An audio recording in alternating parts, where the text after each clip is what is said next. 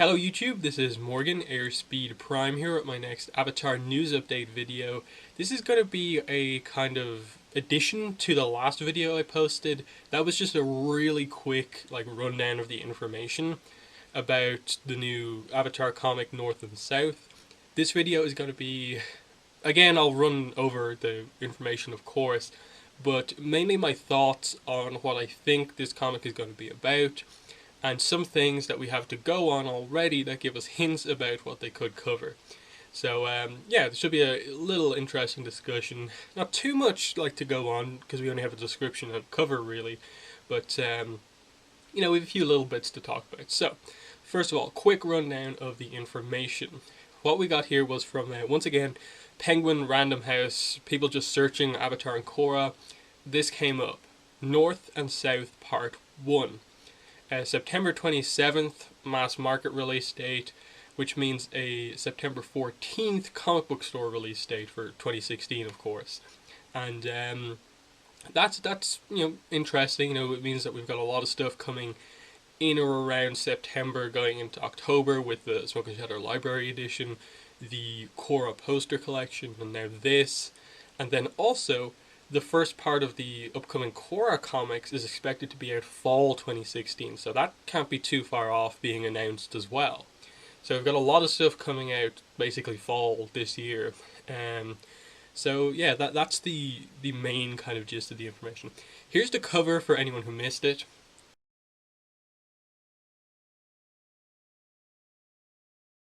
So there you go. I'll talk about the cover more in a minute. I'll just once again say link to a news post where all this information is kind of written out is in the description. So if you want to kind of look at the cover whilst I'm discussing it in a minute, definitely check out that link. But the only other piece of information we have in addition to the cover and the release date is of course the kind of product description, brief summary of what this book is going to be about. So here we go. When Aang leaves to aid Zuko with the Khmer Kage, Katara and Sokka return to the Southern Water Tribe by themselves. Katara is shocked to find that her beloved village has become a bustling city, with none other than her father Hakoda in charge. A northerner named Melina seems to be behind this change, pushing the North and South to be more unified, ... But what are her true goals? So, pretty interesting stuff there, and the idea that, okay, confirmation, North and South, this description. This is going to be a Water Tribe focused comic. It's what everyone has been predicting, basically since Smoke and Shadow was announced, I think, that it has to be the Katara and Sokka story next, the return to the South. That's exactly what seems to be happening. I'll get into what my thoughts on the potential story are here, but I will just mention the stuff that kind of led us to potentially believe that this was what the direction they were going to be taking. It all goes back to The Rift, which is the comic story before Smoke and Shadow. If you look at part 1, there's a certain point fairly early on in the story where they arrive in the kind of refinery town, basically. And Katara meets up with two of her old friends from the Southern Water Tribe, Nutha and Niyok, N-U-T-H-A and N-I-Y-O-K. And they mentioned that they've come to work at the refinery, and Nutha especially seems very annoyed at meeting Katara again. We don't get a full explanation until part 2, where again we meet them, this time underground, when we have the full extent of the badness that this refinery is doing underneath with regards to the spirits and the pact that General Aldarin made with the humans, basically. And basically they just established this idea that we weren't as lucky as you and your sister, Sokka, and not everyone gets to buddy up with the Avatar and leave home. I'm sure you're not aware, since you haven't been back, but the Southern Water Tribe hasn't been doing all that well since the war ended. We're lucky to have found work here. And she says, Katara, sorry for what? We know you've got other priorities these days. The whole world needs you now, right? This job is all we've got, Katara. Without it, we don't eat, so unless the boss man orders us to leave, we have to stay. So they're both kind of a little bit annoyed at Katara for what they see as basically having this life, basically traveling the world with the Avatar, and to some extent they understand her why she's needed in that case, because she found the Avatar. She and her friends helped to bring the world back into balance, but they're focused very much on their own town, and since they left, it's been in a bad place. And as far as they're aware, it's also still been pretty bad. So then they make an apology at the end. They see Katara with Aang and the rest of Team Avatar being quite heroic, kind of saving the day, and they just say, you made us Southerners proud, even though you're not back yet. So the Rift had already set up like, okay, some stuff is going on with the Southern Water Tribe. We're not going to get there just yet, but we can't be too far off leaving. And given how closely related the Rift is to Smoke and Shadow, in that like the Rift takes place at like a certain point in between sections of Smoke and Shadow Part 1. This is Part 2, but Smoke and Shadow Part 1. You get the idea that, okay, Katara and Sokka meet these people and realize that, we've got to go back like pretty soon. And so they make the decision at the start of Smoke and Shadow Part 2, which, again, isn't too far removed from the Rift. And it's basically in the first couple of pages they just talk about wanting to go home. We get the mention of Auntie Ashuna's seal jerky, which was also mentioned by Nutha and Neok at the end of the Rift. But just this idea that Katara and Aang are separating here to, obviously, like as the description for the new book said, Aang is helping Zuko, so he's kind of away, and Katara and Sokka kind of leave on their own without Appa to find their own way back to the Southern Water Tribe. So that's the setup that we have so far. Smoke and Shadow Part 3 hasn't been released yet, so we don't know for sure, like, if we're getting more on that story. Like, are we going to see them arrive at the Southern Water Tribe at the very end of Smoke and Shadow Part 3 to set up North and South Part 1? That's what we're not sure about, but I assume we'll probably get a little hint of that they will probably have arrived, and then we'll have set up a little bit before that Aang has helped to resolve the situation in the Fire Nation and is returning on Appa to the South Pole. And then in the very early sections of North and South Part 1, they'll meet up again, because obviously the cover includes Aang fairly front and center. That doesn't necessarily mean he plays a massive role, in the sense of like he's basically front and center on every single comic cover, even if he's not the main character in the story. So it's hard to tell just based on the cover, but I think part of their aim with this series would be to also have Aang involved now that he's super close with Katara. They've already like had little hints here and there that they're so close they're probably considering marriage at a fairly young age. So it makes sense that Aang would be involved here. To some extent, he would consider the Southern Water Tribe a sort of home to him, given that where he met his kind of new family right now, Sokka and Katara. So it's kind of fitting that he would be fairly heavily involved, but absolutely I see Katara and Sokka being the main characters in this story, because it will be them reacting to a place they haven't been in, close to, I suppose, 2 years, maybe just over 2 years, depending on how you add up the kind of time gaps and stuff like that. So there will be big change. Now, this is where it's kind of hard to predict. The one hint that we have about it is obviously Nutha and Neok left the Southern Water Tribe at some point because they couldn't find work, and went obviously to the Yudao refinery, and that's where they found work. They seem to hint that the Southern Water Tribe is in a bad place. Now, they mention in the description here it's now become a bustling city under the control of Hakoda. That, to me, doesn't seem like there's, like, it's going to be hard to find work. Now, maybe the problem here is that the North is used to being a fairly built-up town. The South is used to being a kind of village where people don't necessarily have full-on jobs that they have to, like, apply for and stuff like that. City-type jobs. They're just used to, like, I'm a hunter. I do this thing to help the village. Now that there's a bit of infrastructure, I assume, it's potentially hard for the Southerners who are not used to this to maybe be hired by northern businesses or something like that. Maybe they're setting up some sort of political thing like that they see the Northerners coming in and trying to make the South just like the North as a big change of culture for the South after the way they've been for so long. So it's hard to tell if, how long Nutha and Neok have been gone from the Southern Water Tribe. Like, did they experience like what I suppose Melina and Hakoda have done to the south, or are have they experienced that, or did they leave and then it happened? It's that's the kind of hardest thing to say. Like how long has the Southern Water Tribe been like built up in the kind of state it's in that we're going to meet it in North and South? That's a kind of hard one to predict. The other thing to mention here is, of course, the character Melina. We've heard that name before in relation to Avatar and Korra. The name that where it comes from is that Unalaq's wife's name is Melina. We never met her once in Korra. We only got her name after the series ended in the family trees kind of feature that Nickelodeon put up on their website. So we just know that that's the name of Eska and Desna's mother, Melina. There's no way, just because of timelines, that they're the same person. But like, it seems really weird if they just mistakenly used this name twice.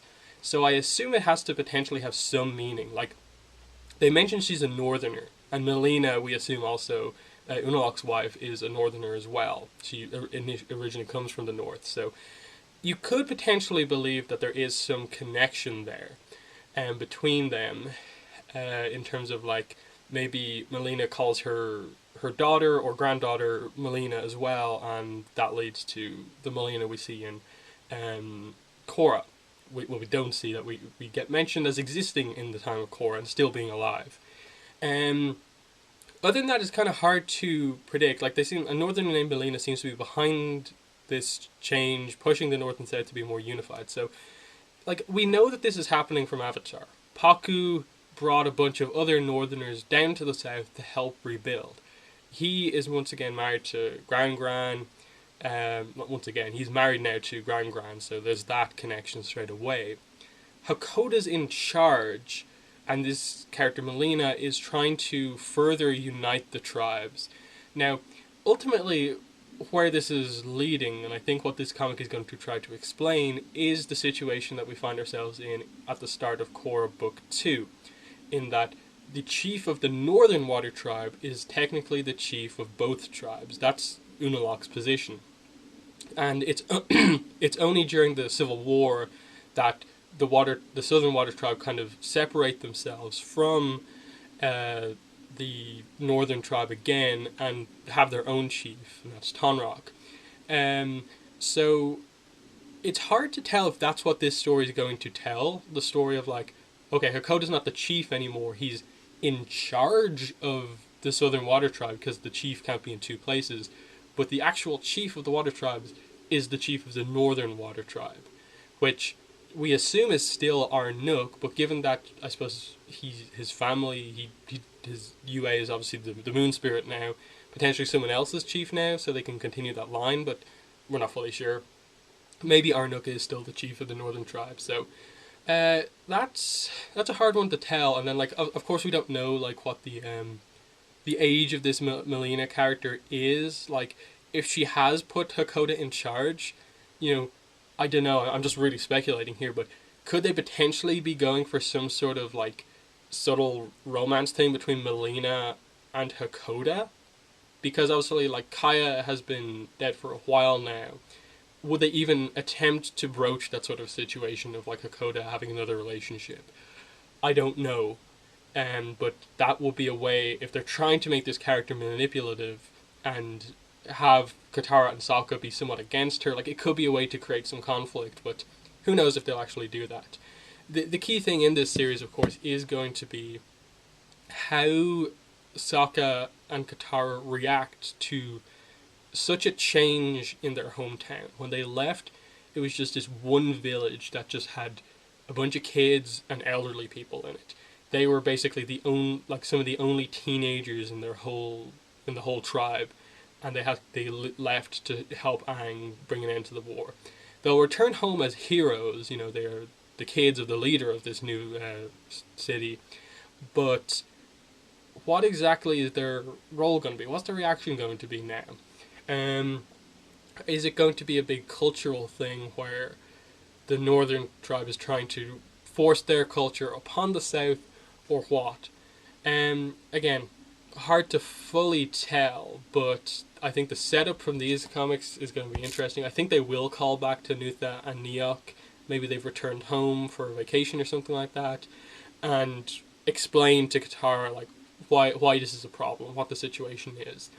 Um, and then like Aang's role. What's Aang's role going to be in this? Like, I suppose like the idea I would have would be that like Katara has kind of been the supporting character to Aang for most of these comics. I think it will be more switched this time around, where Aang will be the supporting character to Katara here.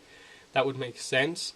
Um, Other than that, it is kind of hard to predict. Like some people have speculated already that potentially Melina is a bloodbender and is manipulating people with that to do stuff, and Katara helps to solve this issue, and from then on out is very determined to outlaw this as a technique in the entire world.